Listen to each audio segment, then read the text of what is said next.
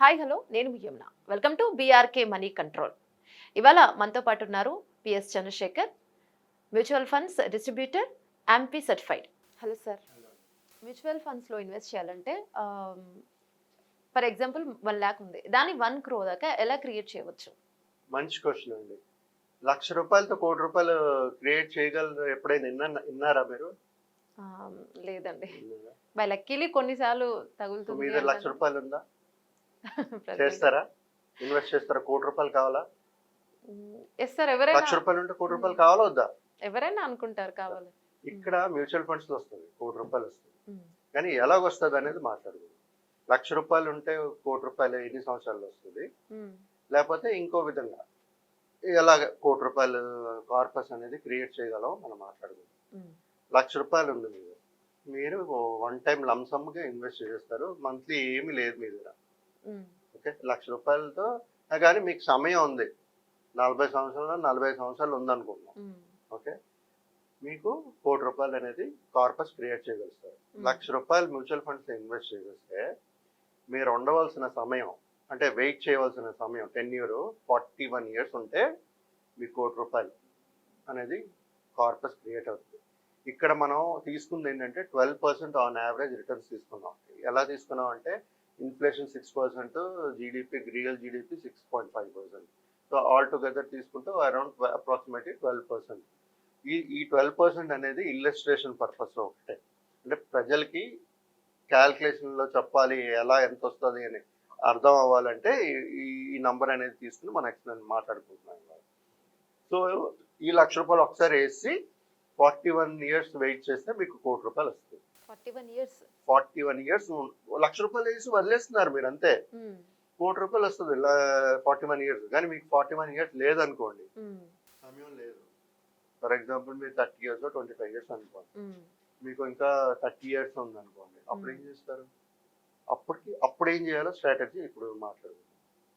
మీరు సంపాదిస్తున్నారు, ఆ ₹1,00,000 కాకుండా ప్రతి నెల ఎంతో సంపాదిస్తారు, ఖచ్చితంగా అవుతుంది ఉంటుంది కదా? ఖచ్చితంగా అవుతుంది. On an average 12% minimum size తీసుకున్నాను. కానీ నేను మీకు చెప్పాను చూసారా, mutual funds are not guaranteed, returns are not guaranteed, subjected to market risk. But track record చూసుకుంటే మేడం అలాంటి రిటర్న్స్ ఇచ్చాయి, prove it has been prove, right? So అందుకనే ఆ నంబర్ తీసుకుని మనం మాట్లాడుకుంటున్నాం. ఓకే, ఇప్పుడు ₹1,00,000 ఉంది మీ దగ్గర, ప్రతి నెల మీరు సంపాదించుకుంటారు మేడం. మీరు సంపాదించుకునేటప్పుడు ఏమవుతుందంటే ప్రతి నెల ఎంతో కొంత అమౌంట్ మీరు ఎస్ఐపి చేయగలరు, స్టార్ట్ చేయగలరు ఆ ₹1,00,000తో పాటు, రైట్? ₹1,00,000 లంసం వేస్తారు, ప్రతి నెల 2,000 సిప్ స్టార్ట్ చేయండి. ఎస్ఐపి సిస్టమేటిక్ ఇన్వెస్ట్మెంట్ ప్లాన్ క్రమబద్ధంగా చెప్పాను కదా, ప్రతి నెల ఒక 2,000 స్టార్ట్ చేయండి. స్టార్ట్ చేస్తాం మేడం, మీ టైము 41 years నుంచి 25 yearsకి మీరు 1 crore క్రియేట్ చేయగలుగుతారు. అంటే 41 years చెప్పాను కదా, ₹1,00,000 వేసి వదిలేస్తే ₹1,00,000 41 years లో అవుతుంది. ఇక్కడ ₹1,00,000 వేస్తారు, ప్లస్ 2,000 ప్రతి నెల కడతారు. 12% మళ్ళీ రిటర్న్స్ మనం తీసుకుందాం యావరేజ్ గా. అలాంటి టైంలో మీకు 25 years లోనే మీకు 1 crore క్రియేట్ అయిపోతుంది. అదే మేడం, చూడండి అక్కడ టైం తగ్గించుకున్నాం మనం, రైట్? ఎలాగా 2,000 ప్రతి సంవత్సరం టాప్ స్టెప్ అప్ చేస్తుంది. సో ఎవ్రీ మంత్ ఎస్ఐపి కడుతుంటారు, స్టెప్ అప్ లేదు ఇక్కడ, నార్మల్ సిప్ ఉంటుంది. 2,000 అనేది ఎస్ఐపి కడుతూ వెళ్తారు, ₹1,00,000 ఇన్వెస్ట్ చేస్తుంటారు. 25 years 1 crore కార్పస్ క్రియేట్ అవుతుంది. ఇప్పుడు థర్డ్ స్ట్రాటజీ మాట్లాడుకుందాం.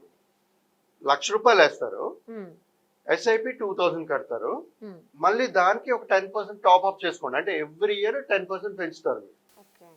2,000 వేస్తున్నారు కదా, దానికి 10% పెంచుతారు ప్రతి ఇయర్.